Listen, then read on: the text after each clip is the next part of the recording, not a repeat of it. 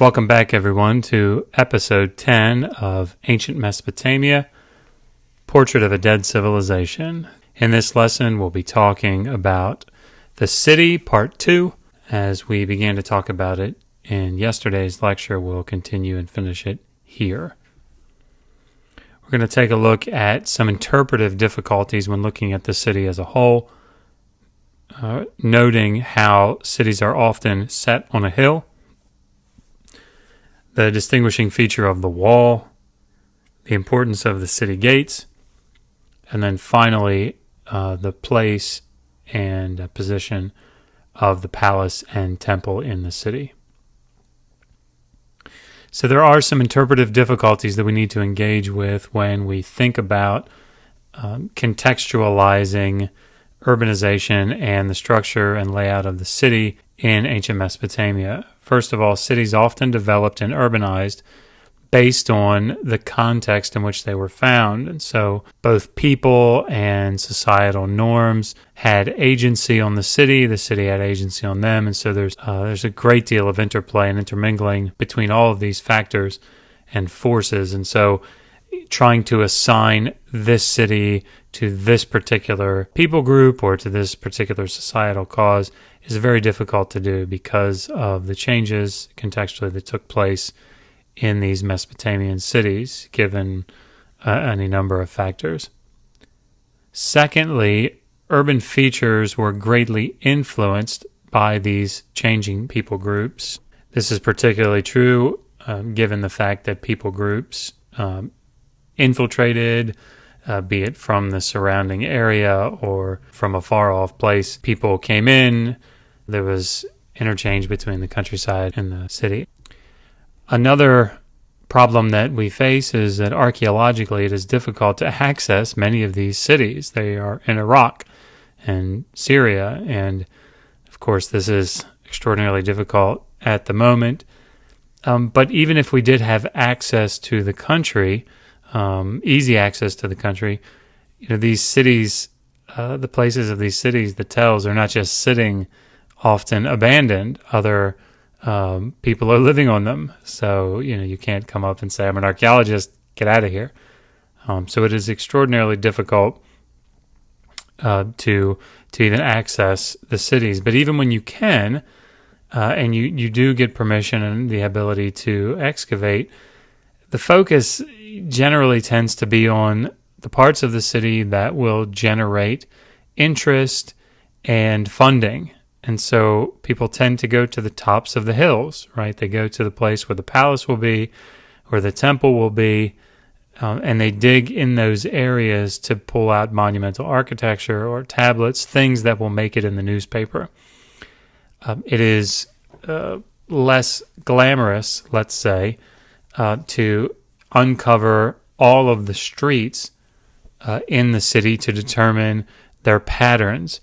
Did they go straight? Did they turn at different angles? Where did the wall run specifically? These are all things that take a great deal of time and will not produce in the general population as much excitement and funding, perhaps, as excavating in these palace and temple areas. So, that being said, there are things that we know about Mesopotamian cities. First, cities were normally founded on hills.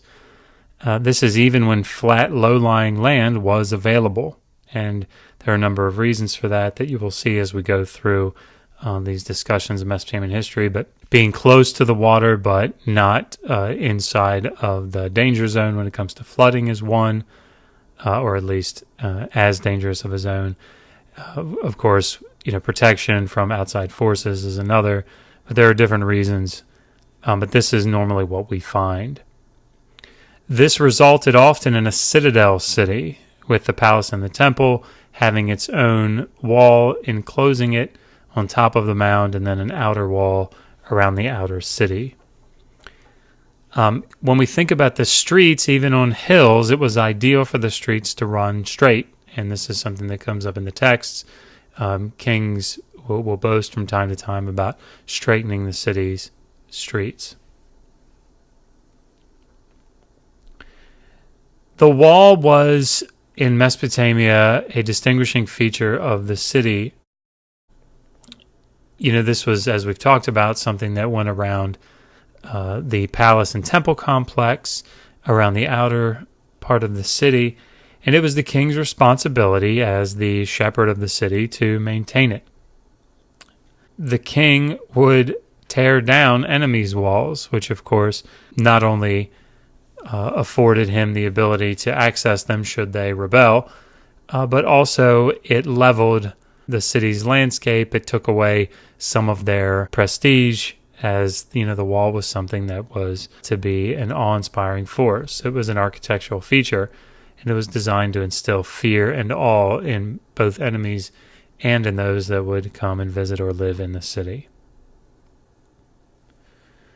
The gates, these weren't just places to access the city. This was, Oppenheim argues, a civic center. So there are lots of things that take place at the city gates. One thing that happens time and again at the city gates, both in legal texts and in literary texts, is you see judgment and decision-making. It takes place at the gate. Statues were erected by victorious kings in order to demonstrate their prowess and to, again, as the people entered the city, see this monumental architecture and to be reverent and fearful of the power and support by the gods of the king. Gates were often named according to their functions. So some examples that Oppenheim lists are the Gate of the Metalworkers, Gate of the Sheep and Goats, the Refuse Gate, and the Spring Gate. So this is common in ancient Near Eastern gates and Mesopotamia in particular. Finally, the situation of the palace and the temple is that they were separated from one another and from the exterior wall of the city. Often the temple complex itself, which would include the temple, its storehouses and granaries, living quarters, etc., were surrounded by their own wall. Then, as we go out, the temple and the palace were surrounded by the residential areas of the city. And then finally, a second wall would often run around the outer city in order to protect those residential living quarters. So what can we say in summation? Archaeologically, it is challenging to excavate cities as a whole, and the shifting of people groups makes the interpretation of excavated cities more challenging, more difficult, given the changes that take place in people groups and the agency that these groups have on the city and vice versa. The wall in the Mesopotamian city was a distinguishing feature, and the city itself was usually constructed on a hill, the temple complex and the palace having its own inner wall and the outer city having an outer wall. Gates were active places, often places of judgment, and the palace and temple were separated from the outer wall of the city, and as I said, distinguished by often being surrounded by their own wall. So that's the Mesopotamian city. Again, there's much more that could be said about that, but I think that's sufficient for now, and I think it represents what Oppenheim presented reasonably well.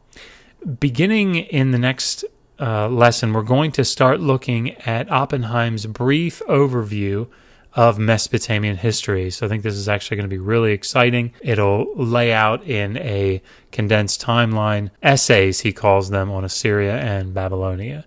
So it should be an interesting next couple of daily data. So stay with us. Until next time, resist poor scholarship. Always ask, how do you know that?